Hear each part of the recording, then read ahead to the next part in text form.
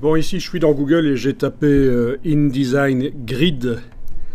Pourquoi? Pour vous montrer que dans InDesign, quand on fait de la mise en page professionnelle, on se base sur une grille en fait.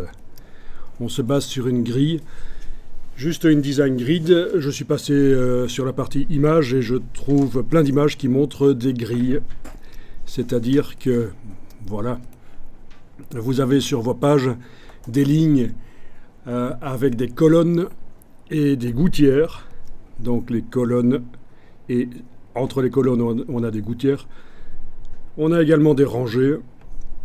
Alors il y a un outil dans InDesign qui permet de générer ça, mais vous trouvez aussi plein de documents déjà faits, des documents InDesign de départ avec des grilles dedans. Bon, il y a des grilles plus simples que d'autres.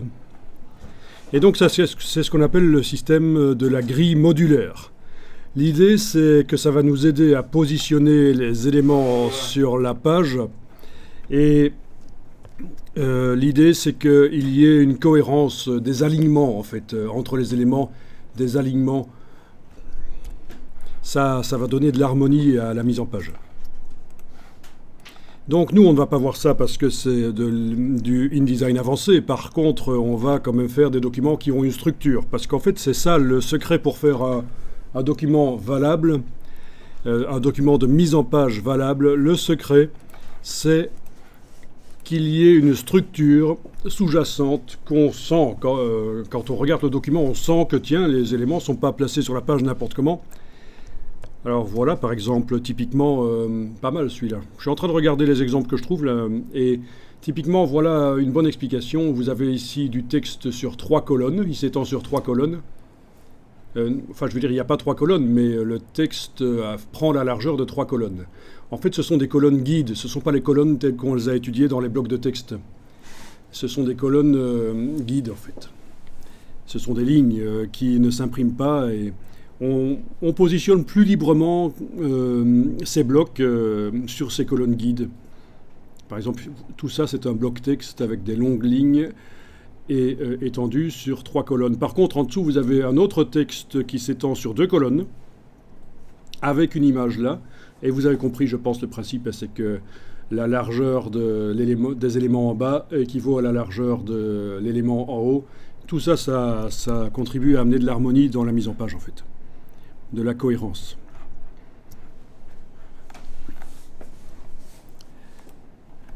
Alors, voyons si je tape Download InDesign Grid et je retourne sur la page des résultats de Google. Voilà, je tombe sur le site The Grid System qui propose des grilles, mais pas seulement pour InDesign, également pour faire du web. C'est un site spécialisé qui vous fournit des grilles, en fait. Donc je vais aller sur la page d'accueil des templates. Voilà, vous voyez que vous avez des grilles pour Photoshop, des grilles... Oui, pour Photoshop, puisque Photoshop sert à faire les designs de sites web. Voilà, des grilles pour InDesign, etc. Je vais aller sur le premier lien, finalement, qui ne me proposait que les grilles pour InDesign, en principe. Oui. Voilà, vous avez ici une grille à 12 colonnes. On en a vu une passer précédemment dans les exemples que j'ai montrés, une grille à 12 colonnes.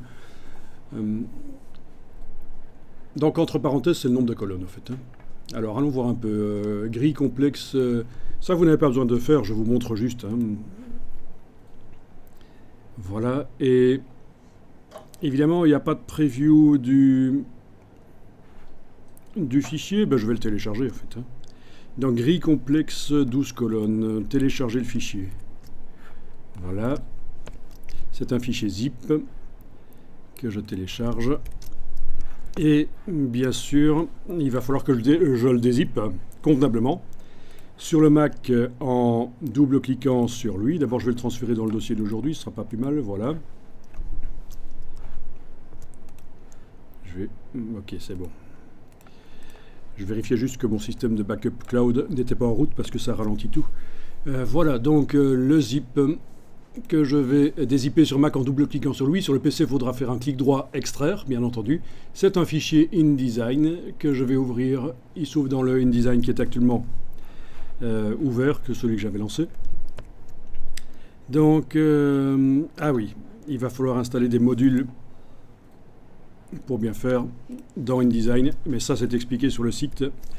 Ben voilà, donc vous voyez le document qui présente 12 colonnes avec des gouttières et des rangées aussi pour aider à positionner les éléments.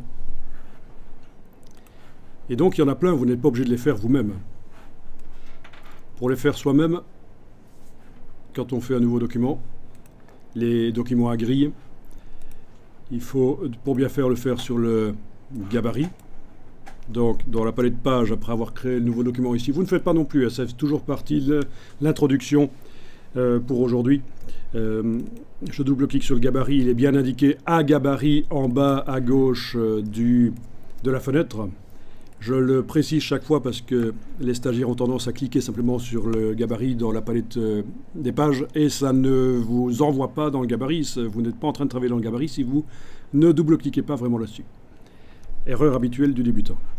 Et puis vous avez menu page, vous avez créé des repères et c'est là que ça se passe en fait. Par rapport à la page ou aux marges.